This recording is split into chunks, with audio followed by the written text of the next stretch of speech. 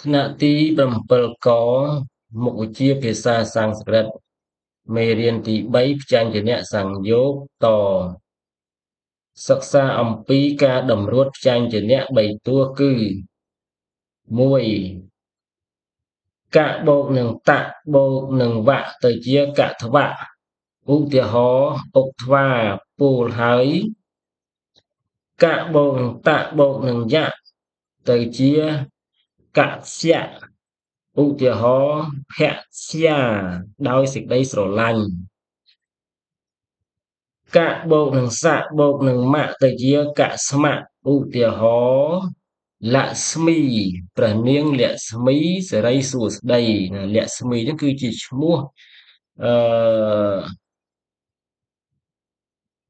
ទេវៈមួយនៅក្នុងសាសនាព្រាហ្មណ៍ណាសាសនាព្រាហ្មណ៍គឺព្រះនាងលក្ស្មីហើយបើយើងប្រែមកជាន់ទៀតថាសិរីសួស្តី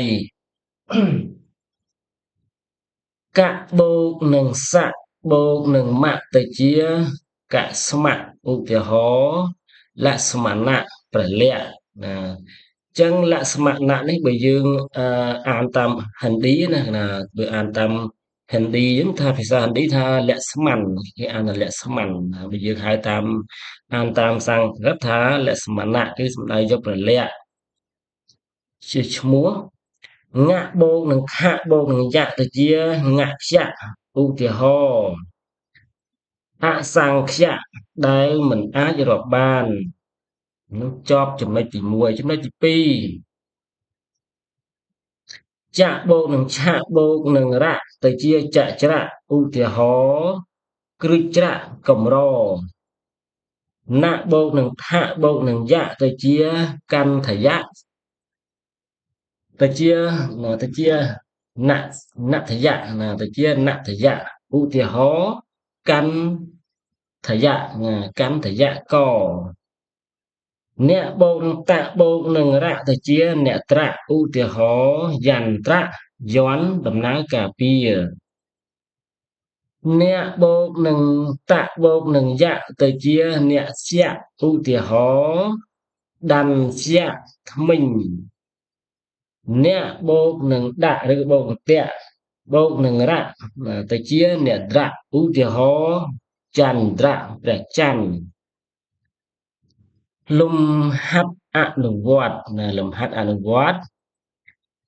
ចូលសរសេរព្យញ្ជនៈ3តួតម្រួតគ្នាព្រមទាំងមានឧទាហរណ៍ផង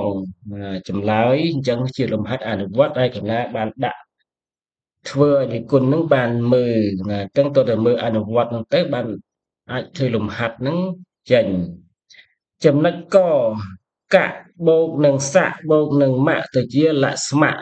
សរសេរតម្រួតគ្នានេះតម្រួតទៅជាកស្មៈទៅជាកស្មៈ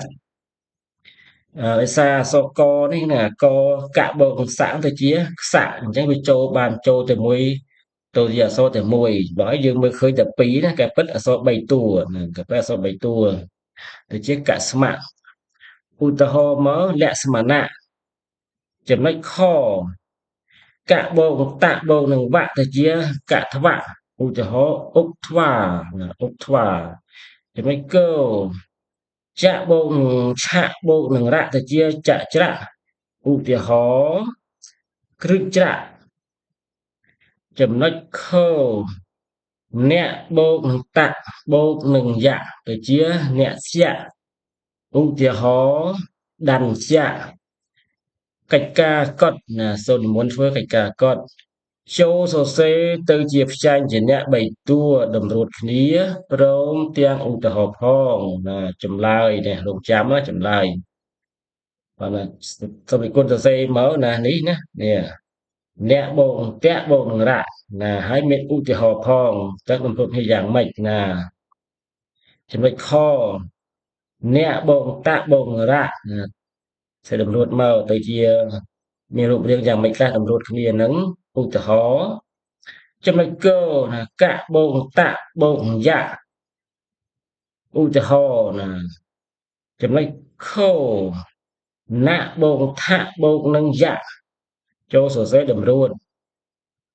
ឧទាហរណ៍ផងណាមានឧទាហរណ៍ផងណាដើម្បីឲ្យគុណបានចាំទៅសេទាំងតម្រួតហើយឧទាហរណ៍ពាក្យហ្នឹងពាក្យអីគេ